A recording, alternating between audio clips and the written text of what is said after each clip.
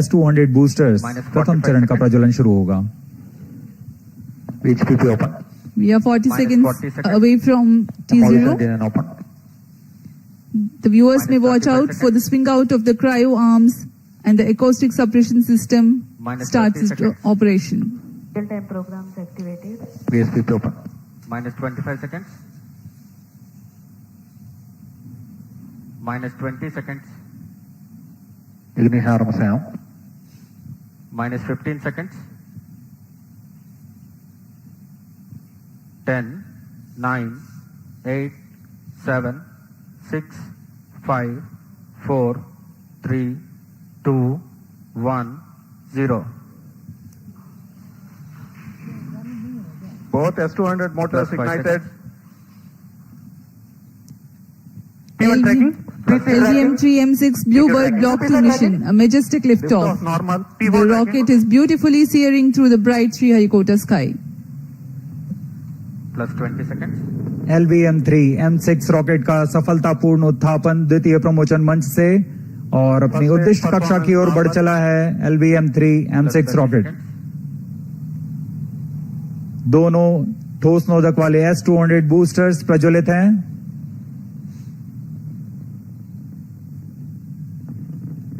प्रथम चरण का कार्यकाल लगभग 126 सेकंड का होगा और इस दौरान यह लगभग 6000 किलो न्यूटन प्रणोद उत्पन्न कर रहे हैं। Very thrilling vibration at the launch base due to the thrusting of twin S200 motors. Plus 1 minute. Shato engine main auto. बहुत ही साफ नजारा देखने को मिल रहा है।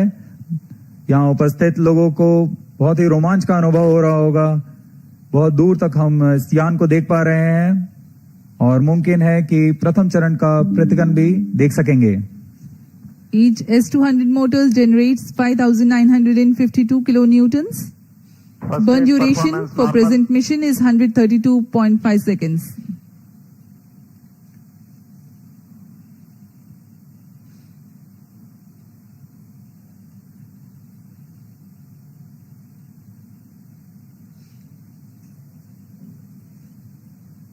यान अपनी उद्दिष्ट दिशा का निर्धारण करते हुए अपने मिशन को पूरा करने के लिए अग्रसर है। We are 111 seconds into the flight. यहाँ इसकी पुष्टि हो चुकी है। द्वितीय चरण का प्रज्वलन शुरू हो चुका है जो कि L110 चरण है। इसका प्रज्वलन शुरू हो चुका है। अब दोनों स्ट्रैप ऑन बूस्टर्स और L110 परफॉर्मेंस नॉर्मल चरण एक साथ प्रज्वलित हैं। The L110 stage and the two S200 boosters. Both S200 motors separated. Just now we have had a confirmation of the separation of the two S200 boosters. Range operation निदेशक द्वारा इसकी पुष्टि की गई। दोनों S200 बूस्टर को यान से पृथक कर दिया गया है। इसमें लगे जेटिसनिंग मोटर की मदद से उसे यान से सफलतापूर्वक और सुरक्षापूर्वक पृथक कर दिया जाता है। We are 160 seconds into the flight. Current altitude 104 kilometers. वर्तमान में L110 यानी द्वितीय चरण प्रज्वलित है।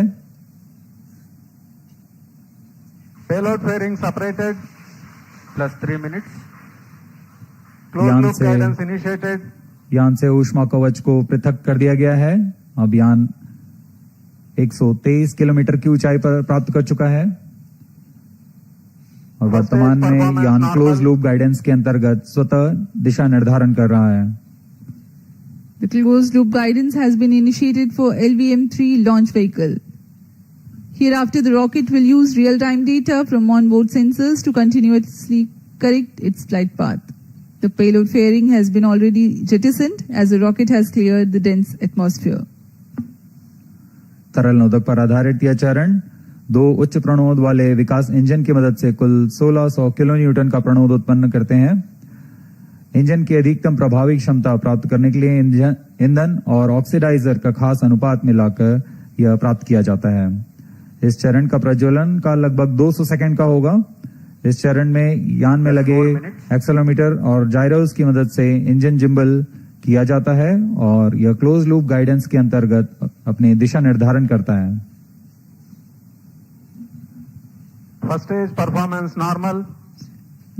The second stage, L110, is continuing its operation. The two Vikas engines together generating 1600 kilonewton thrust. The tracking station at Shar Sriharikota continues to track.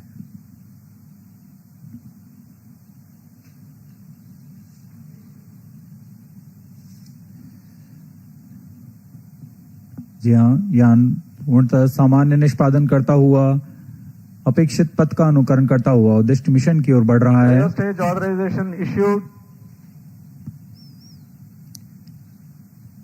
तृतीय चरण यानी क्रायो स्टेज चरण को अनुमोदित कर दिया Plus गया 5 है। minutes. Shar and Port Blair ground stations L110 continue to shut off. acquire data. L110 stage separated. Cryo stage ignition command. Cryo stage ignition confirmed. यहाँ सभी वैज्ञानिकों के लिए ये एक हर्ष का पल होता है। रेंज निदेशक द्वारा भी इसकी पुष्टि की गई। द्वितीय चरण को सफलतापूर्वक बनकर यान से पृथक कर दिया गया है तथा अंतिम चरण तृतीय चरण प्रज्वलन शुरू हो चुका है। Now the third stage of LVM-3 rocket, the cryogenic stage, has commenced its operation. Cryo stage performance normal. It is thrusting nominally with 28.6 tons of cumulative propellant loading of liquid hydrogen and liquid oxygen. The engine develops 200 kilonewtons thrust.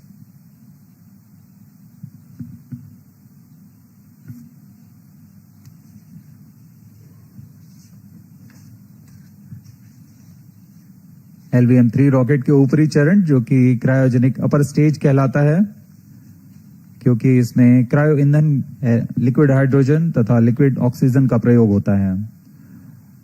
यह engine gas turbine की मदद से लगभग 200 kilonewton का सामान्य प्रणोद उत्पन्न करता है। इस चरण का कार्यकाल 648 सेकंड का होगा। इस चरण का व्यास 4 मीटर तथा ऊंचाई 13.5 मीटर की होती है। इस चरण में दिशा निर्धारण के लिए इंजन जिम्बल कंट्रोल और रिएक्शन कंट्रोल सिस्टम्स का प्रयोग किया जाता है। इस चरण में कुल 28.6 टन क्रायो ईंधन का भराव हुआ है